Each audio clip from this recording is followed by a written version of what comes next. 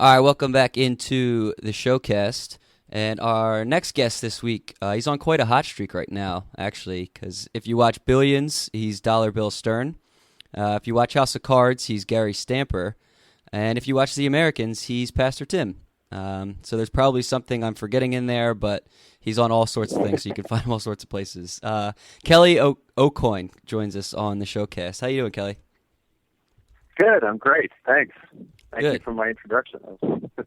Yeah, we I do. like hot streak. I like the sound of that. Yeah, we do the best we can with those to butter our guests up. So tell me where you're at. I don't know if you're filming something right now, or you're kind of just hanging out. Tell me what you're up to right now. Yeah. Well, I'm actually doing a play right now. Nice. I'm in Champaign, Illinois, working on a new play by playwright and screenwriter Donald Margulies.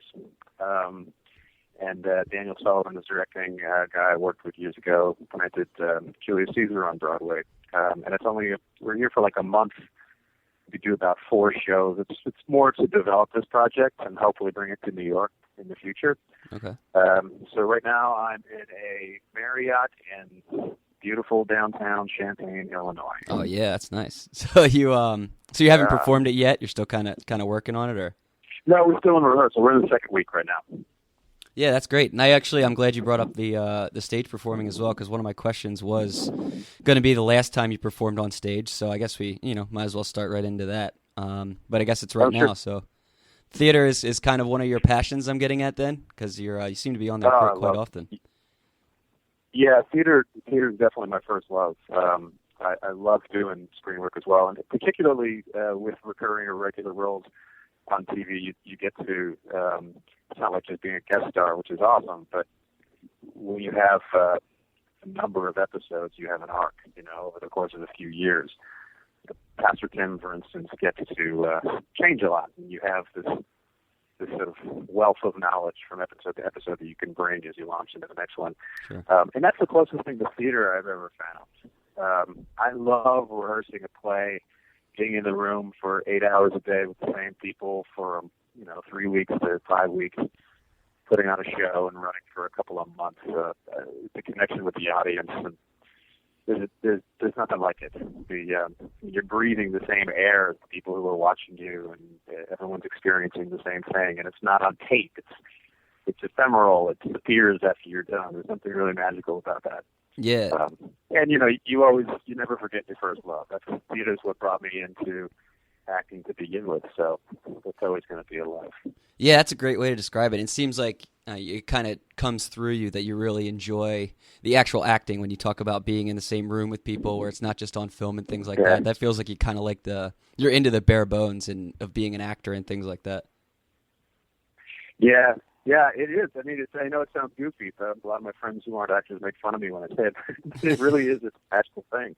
Yeah. And one of the nice things about so much TV now, and definitely on The Americans and Billions both, there are so many playwrights, and some of whom I knew from the New York theater world, Oh, cool. who are on the writing staffs. And, I don't think it's a coincidence that changed.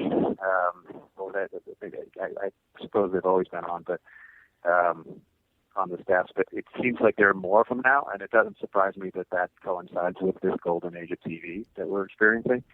Yeah, I didn't know that there was a bunch of playwrights on shows. That's kind of a cool transition. You're right. You're right about that. Yeah. And, as a matter of fact, Tanya Barfield was on the staff last year for The Americans, and she and I did a play together in New York called The Call. Oh, cool. About 3 or 4 years ago. So I've known her since then. So it was really fun walking in the first day at the table read and see Tanya. Oh my God! Hey, I know you already. Yeah. I know you. Yeah.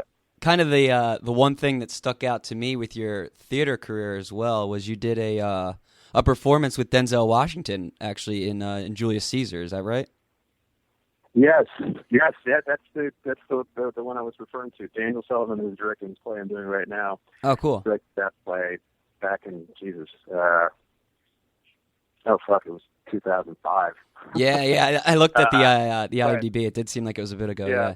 Well, thank you for not bringing that up. That was very nice of you. But yeah, that was a blast. I've never been in the presence of that sort of star wattage before, so that was interesting.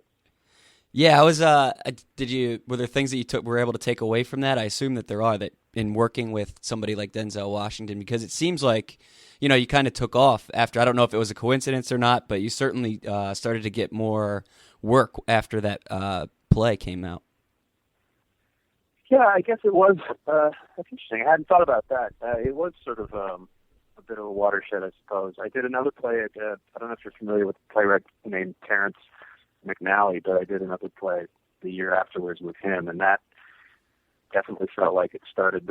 Probably the combination probably started to get me on the map with casting directors and producers and directors in their minds for theater stuff in New York, and I started to get cooler. That's a terrible word, but cooler projects. And I think the main thing is Caesar was my first Broadway play. If you get a Broadway credit, that's of course that helps.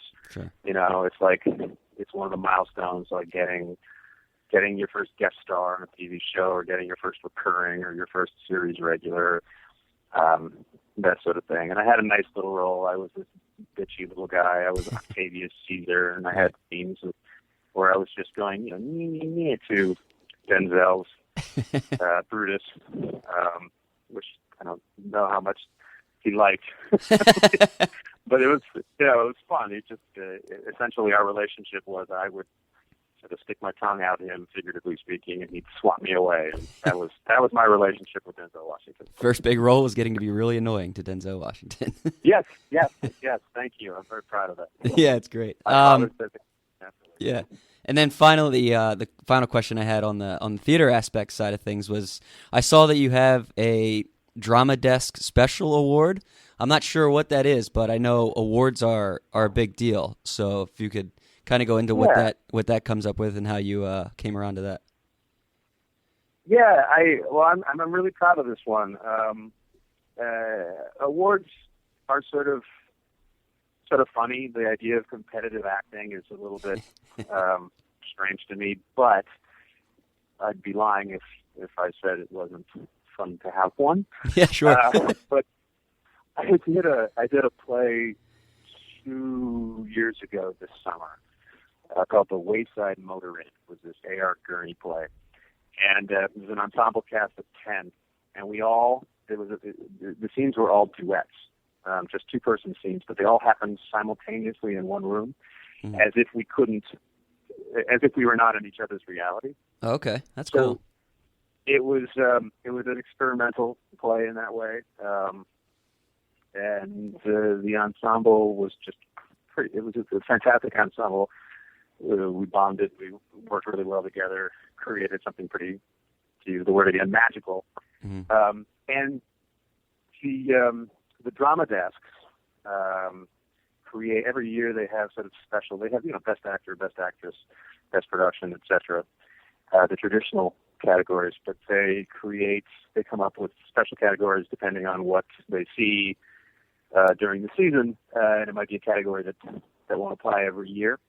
But they gave us a special ensemble award. Oh, okay, that's cool. Really nice.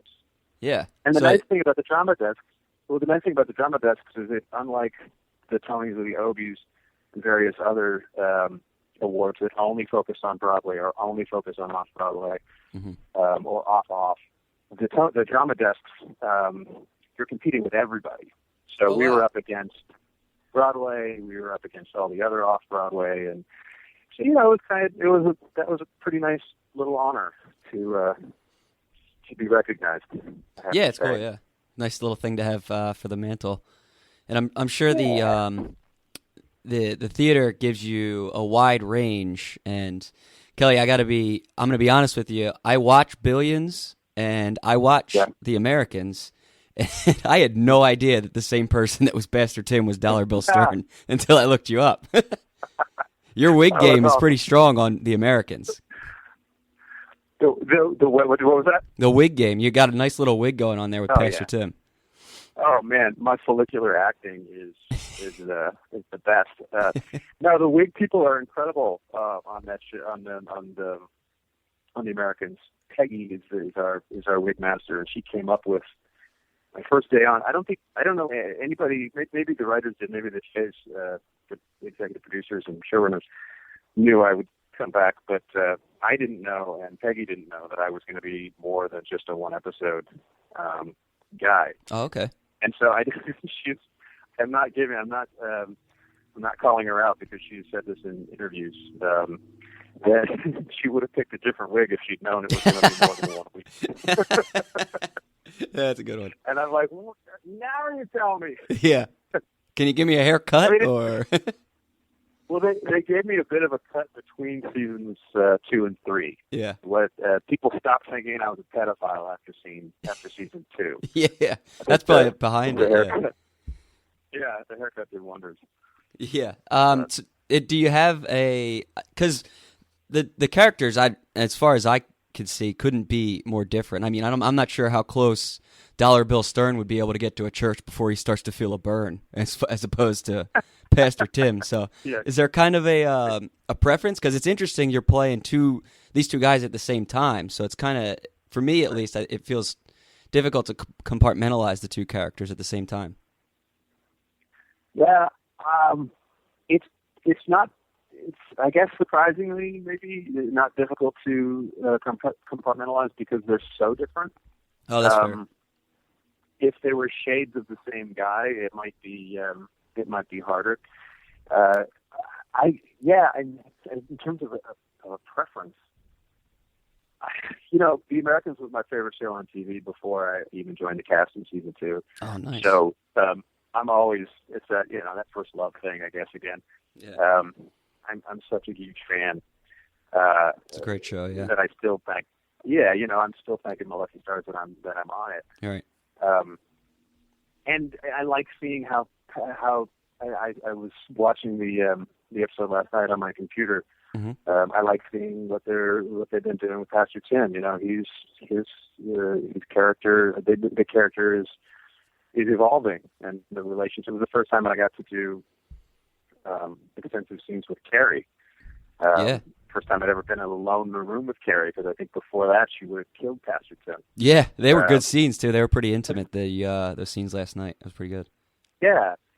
So I don't know. I think the thing is, the answer I guess would be I can't pick a preference because I love them both so much. Billions is so much fun. Both sets are amazing too. Everybody on both sets, the crew, cast, crew, showrunners, everybody. They're these wonderful families. I know that's not always the case, and I feel very lucky. I think the fun thing is that right now, and I'm knocking wood, although in my hotel there's no actual real wood, but I feel very lucky to be able to play both of these characters at once. It's really, I know it's I'm a lucky son of a bitch. So yeah, you mentioned that The Americans was your favorite show before you were on it. So the obvious follow-up question is, you got to tell me how this audition goes, where you're auditioning for your favorite show on television. Oh, how that audition went? Yeah. Well, yeah, I actually auditioned in the first season. There was a guy, I don't have some vague memory right now, but there was a guy who had the guns on, I think, the FBI guys, and then my daughter came in with a gun on them or something. It was a fun scene. I would have loved to have done it, and I was really bummed that I didn't get it, but It was a one-off. Okay. And so in retrospect, it's great that I didn't get it, because then I never would have been up for Pastor Tim the next year. Right. And Rory Bergman is the casting director, and she's supportive, and she's the kind of casting director that if she likes an actor, she'll sort of place you and try you with shows and with producers a few times until she finds exactly the right fit. And it's turned out to be Pastor Tim. Yeah. And it was fun. It was a sermon, and which was kind of fun because it felt sort of theatery, Sure, yeah, that makes sense. And then there was another scene that was sort of intimate when Philip was possibly going to kill me, which I just thought was so brilliantly written. I got to say that audition was almost easy, and I think but what I mean by that is not in a cocky way. I just mean that it was so well written that it told me exactly what to do. Okay. And I memorized it in a snap. So I kind of, auditioning can sometimes be a huge psychic drag. Right. But this was a very pleasant experience. Yeah, you can tell that the writing on The Americans is one of the better that's on television right now. Oh, So okay. we can certainly see where you're coming So from there. good, aren't Yeah, they? the scene, Yeah. the scene that the dinner scene with Stan this week was just it's so not necessarily delight, but it was delightfully awkward. Like it was, it's just a great scene where you can just feel the tension through the television, which is what kind of what makes good writing, pretty much. Yeah. Yeah, that was a blast. That was a blast to shoot. We were there for a long time. I mean, Yeah, dinner table sequences with that many people. Um, yeah, it's just the coverage alone to get all the angles and all the single shots that you want and everything. But yeah, I loved I loved how Stanton. I'm not going to get into Noah's head. I don't know what he was actually thinking, but just from my perspective, it was like, oh, he was like, who is this little hippie Nick? yeah, yeah. That's And true. that irritation, almost sort of distracted him from my strange response to him being a KGB agent. That cracked me up. Yeah, it was really good. So I do have I'm interested in how often that, or not how often, how early you get the scripts before you guys go out and film, because I mean, probably at least half of a season, every time I go into an episode of The Americans for circumstances that I don't want to spoil, but is this the episode that Pastor Tim gets killed, or is he going to keep going here? You're kind of in an in limbo type of character here. So how early do you actually get the Yeah, scripts, and are you ever sure that you're going to be around for another week? Or yeah, that's funny, and there's certainly a Twitter movement there has been to off Pastor Tim. So, off I Pastor think a Tim and lot of save people Martha? feel like, yeah, like, yes, exactly. It saved Nina, although no one knew exactly that. Oh God! By the way, those two actresses, how fucking brilliant are they? Yeah, so good. Yeah, But yeah, nobody knew that there was going to be the need for a Save Nina movement until the very end, which was so shocking. Even though I knew it. I knew the script. It yeah, still shocked me when it yeah. happened. That's a great scene Um, because you're shocked, like you said. oh, It just comes out of nowhere. It's a great scene. yeah, exactly. I'm sorry, what was the question? Oh, how soon do I get the scripts? Not that long beforehand, actually. There are times when I might get the script the day before. I often get them, say, the day before the table read, and sometimes the table read is on the day of the first day of shooting a specific episode. So it's possible that I could get my script for a scene I'm doing the night before. Oh yeah, I usually get a little bit more time than that, but I certainly don't get more than a few days. yeah. It's not necessarily because you'd be out of work because you have other jobs, but that'd be keeping me on edge with a character like you. And Yeah. like that. Well, I was lucky. This season, I knew how many episodes I would have. Oh, okay. Which was different from the seasons before. But I'm not gonna. I guess I can't talk about. Yeah, we'll see. We'll see. You did speak of the seasons, though. Americans actually did just get renewed for 2 seasons, and it looks like that's all they asked for. Like they're going to they're going to get a proper send off. So that's kind of a nice little accolade there. Yeah, I'm really happy for them. I heard rumors that completely unfounded and not from anybody who was involved in the show. But I heard rumors that people were hoping for a 5th season. It sounded very much like FX is behind the show and always has been. They look at it, they seem to, and I agree. But they seem to look at it as a show that can help them sustain their brand quality. Yeah, I agree. So, so it's nice to know that no matter what ratings are, they're behind the show, and that seemed to be what he was saying the whole time. But yeah, it's great. It's wonderful to have people to know they've got 2 seasons left to shoot something. That's great. That's a lot of that just to create your own end. And I'm so curious how it's going to end. Yeah. As a fan. Yeah. Like here's the thing about it is that like it's from the KGB perspective, so your protagonists are almost America's antagonists, so you're not really sure where to root or how it's going to end. So, like you said, the ending is going to be really interesting. It's kind of pivotal for that show to get the ending that it wants. So it's kind of great that it can get the ending that it wants.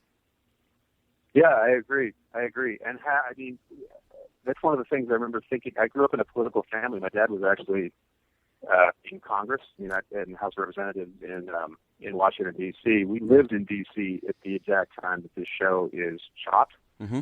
and I was Cage's age during this period. So that's awesome. That's a bit of often a mind fuck for me. Some of the commercials I remember, there was first season, maybe second season, there was this local karate commercial on the air, Junri Karate.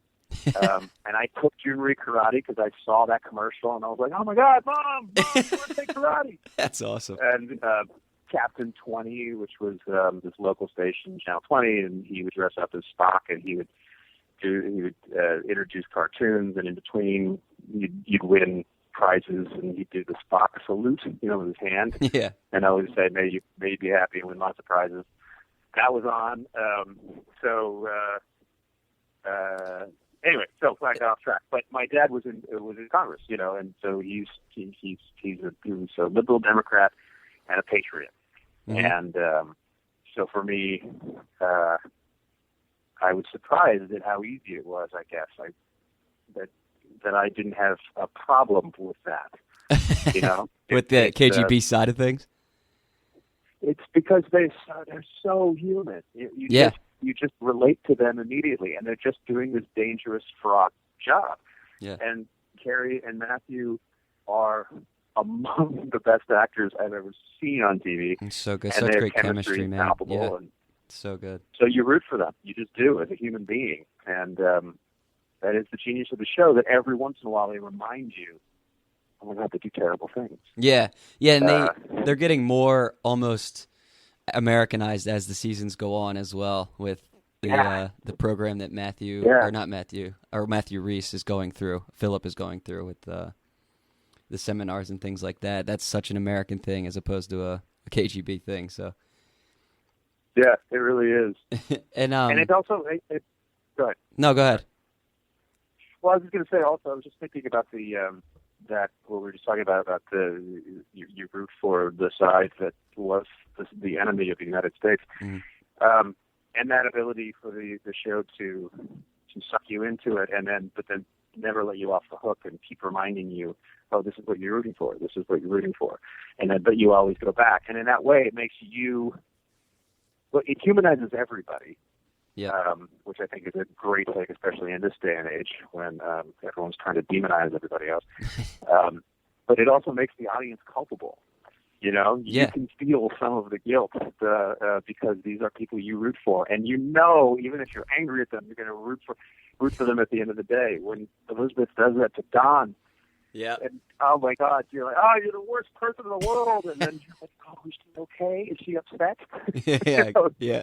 It's just want to take care of her too. Yeah, right? It is. It's really good. Yeah, with all the writing and the acting just combined, just is what makes the show is what it is. Yeah. I'm glad you brought up your dad as well, because I did do a little bit of research there, and I believe your acting career started with some way that was associated with your dad. And if you know what I'm talking about, feel free to take it from there. Yes. I was in college, and I got a call from my dad, and he was like, we're going to make, because he was a liberal Democrat, and so they always have to fight. Republicans are always trying to paint them as big spenders. Sure. And so they came up with this idea for a commercial where his son would be washing the car and bitching about how cheap his dad was.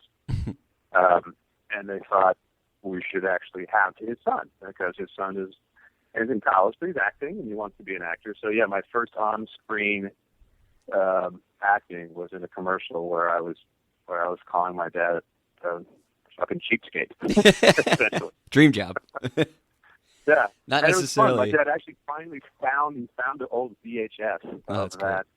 We have to transfer it somehow so I can try to see it again. I'd be very, very curious to see how bad I was. Yeah. Not necessarily a big break, but it is a break nonetheless. Definitely not a big break. Definitely not a big break. Yeah. Does that? We did win the election, though. Yeah. Well, that's all that counts, really. Did that familiarity with DC, with your dad being a politician, did that help with House of Cards and the Americans at all? Because I mean, it just turns out that you're on two dramas that take place in Washington D.C. Yeah, it sort of didn't apply in a way, except that it was fun. It's fun to talk about. We live in the suburbs in the Americans. Yeah, my sure. family did not grow up religious, so I didn't have a lot of role models for this particular character. Right. And House of Cards, I'm like the only non-politico in the entire That's cast. true. I'm from Columbus.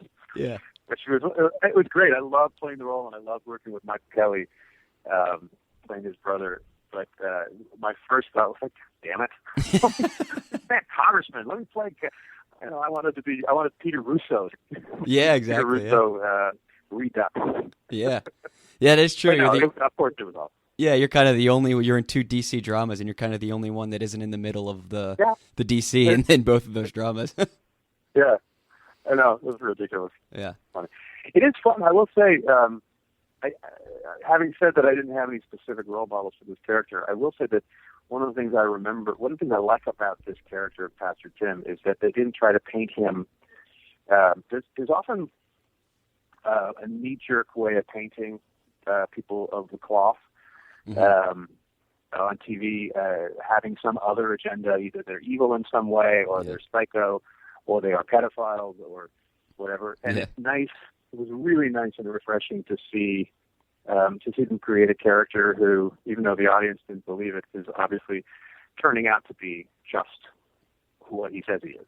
that's true. Yeah, he may be annoying to some people, but he certainly doesn't have agenda beyond what he says his agenda is, which is about helping Paige and helping his flock, helping people, anybody who needs counseling.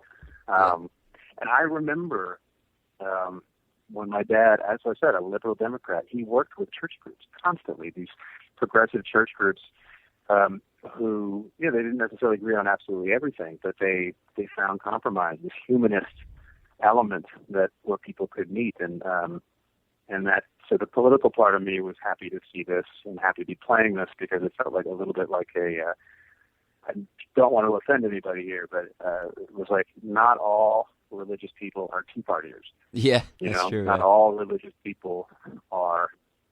Well, I'll leave it at that. It's nice. It was a nice. And if you disagree with me politically, at least you have to admit that it's nice that there's a contrast. Yeah, that there's, like you said, that at worst he's annoying to some people, which has created exactly. And believe me, I'm annoying to some people. I read the Twitter. Yeah, I see you people out there.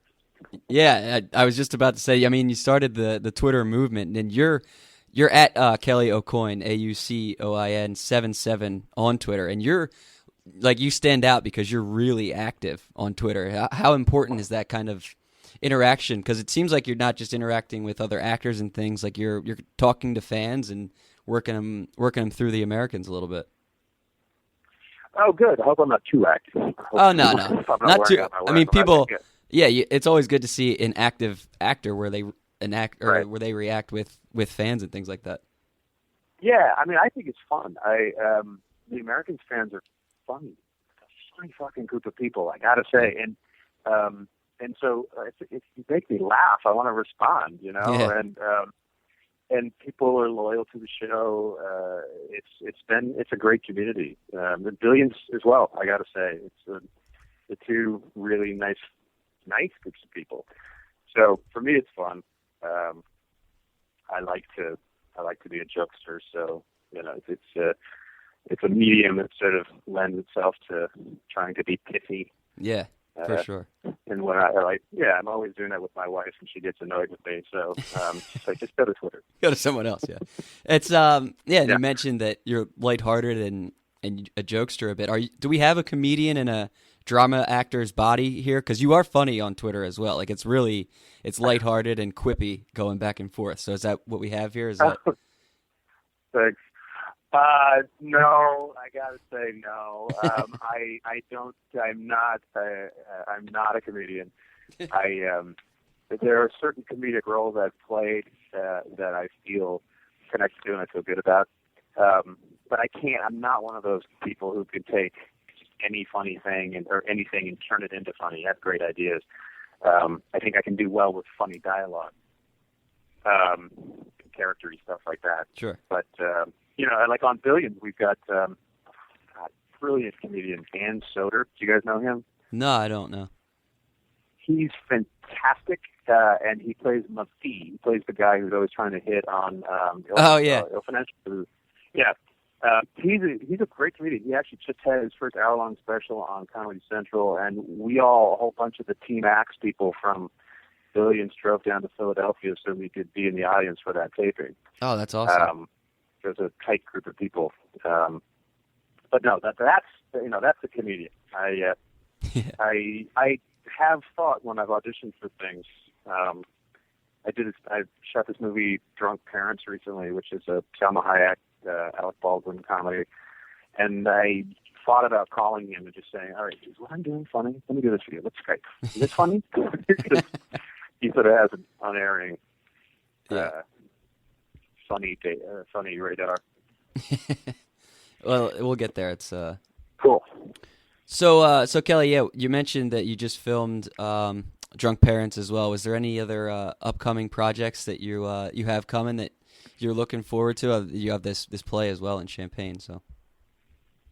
Yeah, the play we only run briefly, but if anyone's in Champaign, come check out Long Lost, July 8th through 12th on the University of Illinois campus.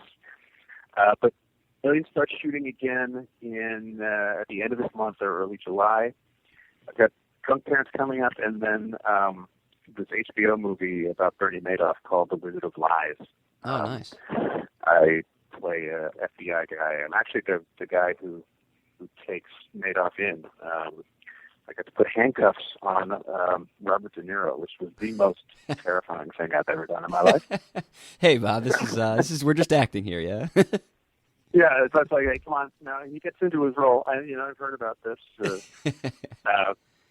But yeah, so I'm just looking forward to the end of Americans and for those shows coming up. And actually, I've been on Blacklist recently, and the guy may reappear there next year too. Cool, that's awesome. Well, yeah, looks like we're running out of time here, but I appreciate taking up so much time here. It was a lot of fun to talk to you.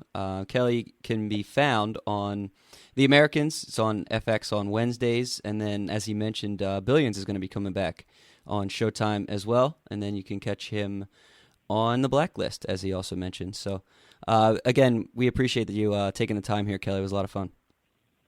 Oh yeah, thank you. It's really fun to talk to you. I had a great time, and I love your podcast. You guys are awesome. Awesome, man. Yeah, I appreciate you saying that. Yeah. All right, we'll be back with more of the Showcast right after this.